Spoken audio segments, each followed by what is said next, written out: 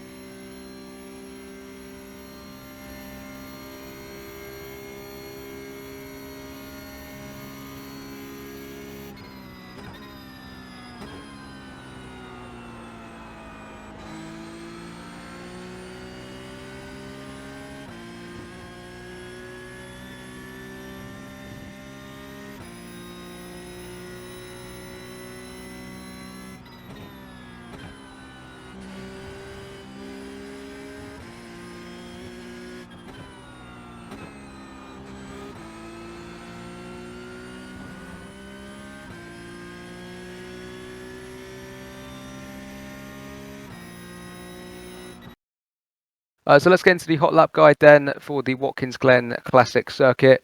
Now, very short track for you this week, so not too many corners to practice. We start here at the final corner, coming on to your hot lap and qualifying. Making sure you carry as much speed as you can, mainly exit speed. Get as close to the wall as you can, and then you fly down towards turn 1 for the first heavy braking zone. Now, as turn 1's downhill, you do need to be careful.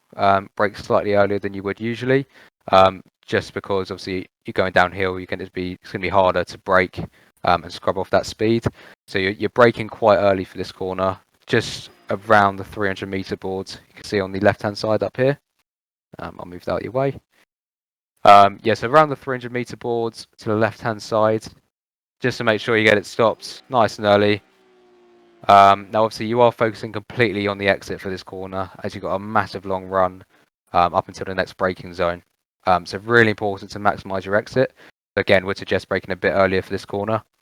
In terms of hitting the apex, there's sort of two parts of this curb that you want to be, one section you want to be hitting and one you don't. So you can see it slightly raises halfway around the curb. So I wouldn't suggest touching this section, just as it does unbalance the car. Now in this car it's not too bad, but I wouldn't recommend touching it. So you're looking to get your front right just onto this section here, just before it obviously slightly raises. So you want to get it into that part of the curb. There's a nice bit of camber you can use as well, which helps the car rotate. It's a very satisfying corner to get right when you do nail it. Then on the throttle as early as you can. You see I'm already halfway onto the throttle, even before the apex I'm on the throttle.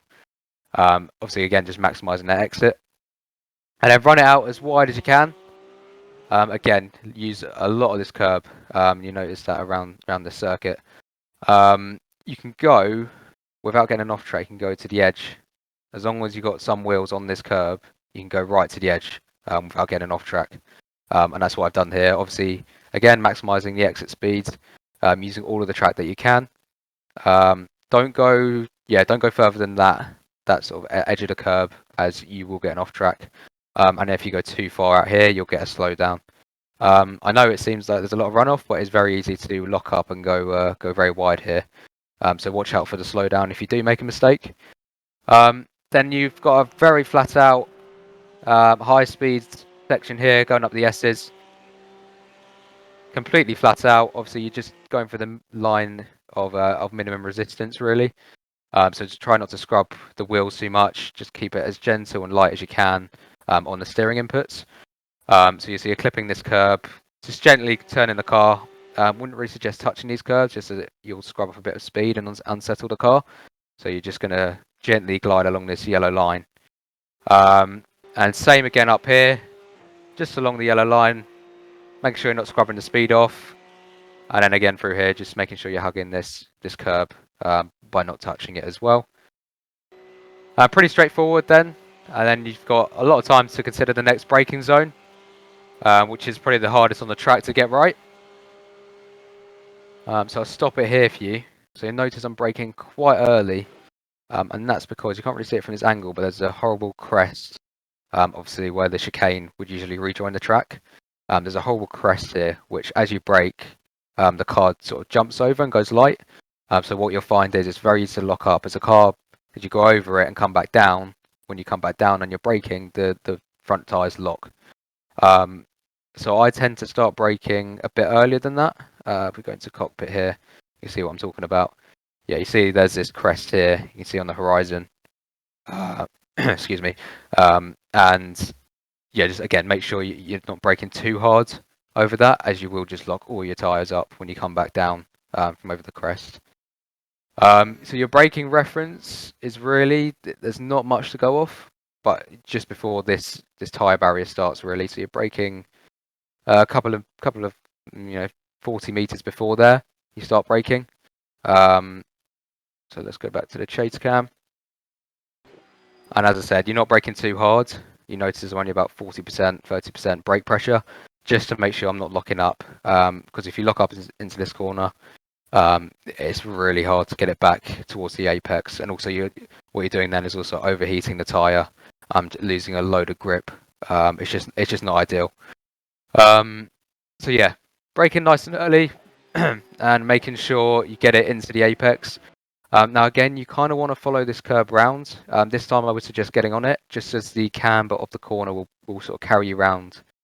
So you notice I'm apexing quite early onto the curb, sticking my tyres on it slightly just to bring me round.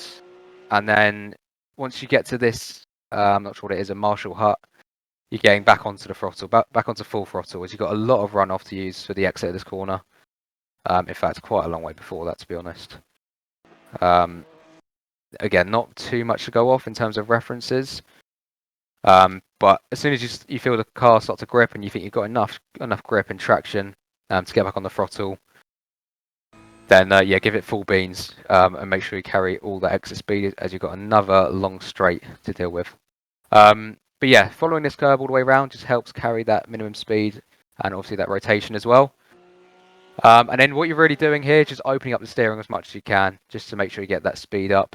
You can use all of this runoff out here. I mean, for me, that should be an off track, but I know in NASCAR they do use all of this runoff, and the game's no different. So all of this you can use, no problem at all. And again, that just helps carry the speed out of the corner. It means you can get on the throttle a bit earlier as well. And then coming into the penultimate corner, you're braking just before this line in the tarmac here. So this sort of dotted line. That's when you want to start braking. Yeah, so just as you come into that, just as the barrier starts to open up as well, slamming on the brakes. Again, you can carry quite a lot of apex speed here, as you can use a lot of the runoff on the exit of the corner. So you'll notice I'm getting on the throttle quite early here. So I'm doing my braking, getting the car turned in, and then even before we apex, we're back on full throttle. And then again, you can use all this track you like. I say that's probably the limit. Again, you probably want to keep roughly a tyre on the curb, as you will get off track otherwise. But again, it's really forgiving. You've got a lot of margin there. This curb is slightly bumpy towards the end of the curb. It unbalances the car slightly, but this car doesn't really mind dealing with bumps too much. So it's not really something you need to worry about. Yeah, so getting it in nice and early and on the throttle as early as you can as well. And then back across for the final corner. And you notice I'm already braking nearly as I'm coming off the curb. So I'm starting to brake, just trail brake gently into the corner, making sure you hit this apex curb. Wouldn't recommend using too much curb. You see I'm using a bit of an early apex as well. Just as the track widens on the exit. There's also a nice bit of camber. So again, really important to get it into this part of the track, just as the track helps you turn the car and get that rotation. And then as early as you can, back on full throttle. And then thread it out towards the ball, as close as you dare, really. And yeah, that just helps carry the exit speed. This track really is, especially this layout, all about exit speed, as there's so many long straights and not too many corners to deal with. But yeah, into the last corner, back on the throttle, and that pretty much completes a lap of the Watkins Glen circuit. So that was the hot lap guide for week 9 of the Porsche Cup car here on iRacing. Here at the Watkins Glen Classic Circuit. I hope that was useful for you guys, and there were some useful tips and tricks in there. Obviously, make sure you head over to the website, coachdaveacademy.com, and also check out the Discord as well. All the data packs you need and all the setups and tutorials in there. Yeah, but I've been Matt Emery, and I will see you next week for week 10. Take care.